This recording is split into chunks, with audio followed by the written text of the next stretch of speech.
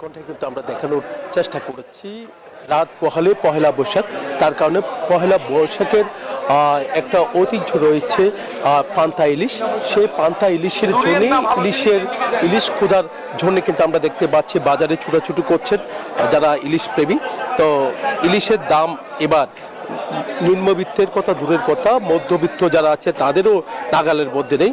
ছোট ছোট সাইজের যে ইলিশ দেখতে পাচ্ছেন, এই ইলিশের দামও 1800 টাকা থেকে 2200 টাকা 2300 টাকা কেজিতে তারা বিক্রি করছেন। তার কারণে এখানে যারা ক্রেতা তারা বলছেন যে ইলিশ না নিয়ে অন্য মাছের দিকে তারা যুক্ত হচ্ছে বলে আমাদেরকে জানিয়েছেন। বড় সাইজের যে ইলিশ আমরা একটু দেখাতে যাচ্ছি, বড় সাইজের ইলিশ 1 কেজি ওজনের যে ইলিশ, সেই ইলিশের দাম 2500 টাকা থেকে 3000 টাকা পর্যন্ত চাওয়া হচ্ছে কোনো কোনো জায়গায়। দেখতে পাচ্ছেন সাইজ কিন্তু অনেক বড় সাইজ হলে কিন্তু দাম আরও বেশি। তো এখানে ইলিশ নেয়ার মতো সাধ্য কিন্তু একেবারে বিত্তবান যারা আছে তাদের আছে। তো বিত্তবানদের দখলে চলে গেছে জাতীয় মাছ ইলিশ। তবে অন্যান্য যে মাছ একই সাথে আমরা দেখলাম ইলিশের পাশাপাশি অন্যান্য মাছের দামও কিছুটা বাড়তে শুরু করেছে। তবে সবাই এখানে যারা বাজারে এসেছেন তারা যেমনটা জানিয়েছেন যে সবার নজর কিন্তু ইলিশের দিকে। পহেলা বৈশাখের সময় পান্তা ইলিশ খাওয়ার যে দীর্ঘ বছর ধরে কিন্তু এই ঐতিহ্য ধরে রাখতে কিন্তু চেষ্টা করছেন, অনেকজন কিন্তু কিনছেন। দাম ফলেও কিন্তু বছরে একবার পহেলা বৈশাখ আসে নববর্ষকে বরণ করার দিনে কিন্তু ইলিশের স্বাদে সবাই মেতে উঠবে পরিবার পরিজন নিয়ে। তার কারণে কিন্তু তারা নিচ্ছে। তবে নিম্ন এবং মধ্যবিত্ত যারা আছেন তারা বাজারে ঘুরপাক খাচ্ছেন, কিন্তু ইলিশের দিকে নজর থাকলেও কিন্তু তাদের সাধ্য নেই বলে তারা মনে করছেন। তবে ইলিশের দামটা যদি একটু কম হতো, আমরা দেখতে পাচ্ছি আছে বঙ্গোপসাগরে যে ঝাঁকে যে ইলিশ ধরা পড়ার কথা রয়েছে, সেভাবে ইলিশ ধরা পড়ছে না এমন অজুহাত কিন্তু ব্যবসায়ীরা দেখাচ্ছেন।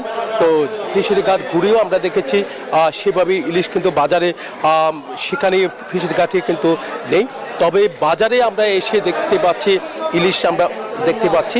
তবে ইলিশের দামটা বেশি হওয়ার কারণে সাধারণ যারা ক্রেতা, নিম্ন আয়ের মানুষ যারা আছে, মধ্য আয়ের মানুষ যারা আছে, তারা ইলিশের স্বাদ কোনোভাবে নিতে পারছে না। এই ছিল আমার এখনকার সর্বশেষ। ফিরে যাচ্ছে আমার সহকর্মী, অপেক্ষা করছেন চাঁদপুরে, সেখানে আছেন খোকন। আমরা সরাসরি যাব, ইলিশ সম্পর্কে আমরা একটু জানবো ইলিশের দাম কেমন, যেহেতু চাঁদপুর হলো ইলিশের বাড়ি নামে পরিচিত, সেখানে ইলিশের দামটা কেমন সেটা সম্পর্কে আমরা সরাসরি যাচ্ছি খোকনের কাছে।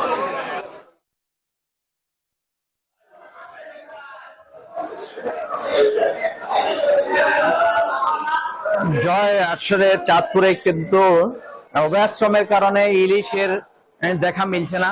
এখানে আসলে জনসাধারণ ইলিশের যে পান্তা ইলিশের যে স্বাদ, সেটা নেওয়া হয়তো তাদের পক্ষে সম্ভব হবে না। তারা হয়তো মরিচ ভর্তা শুটকি দিয়ে তারা তাদের সেই পান্তা ইলিশের স্বাদ কিন্তু নেবেন। যেহেতু চাঁদপুরের 2 মাস ধাক্কা সংরক্ষণ অভিযান কিন্তু চলছে।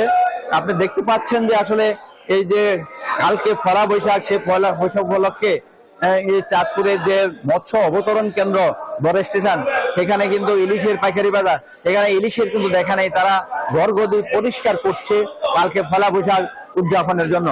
এবং এখানে যদি কেউ ইলিশ বিক্রি করে দৃশ্যমান হয়, তাহলে কিন্তু মৎস্য আইনে তাদের বিরুদ্ধে মামলা হবে, জেল হবে, জরিমানা হবে। যার কারণে কেউ কিন্তু ইলিশ বিক্রি করছে না।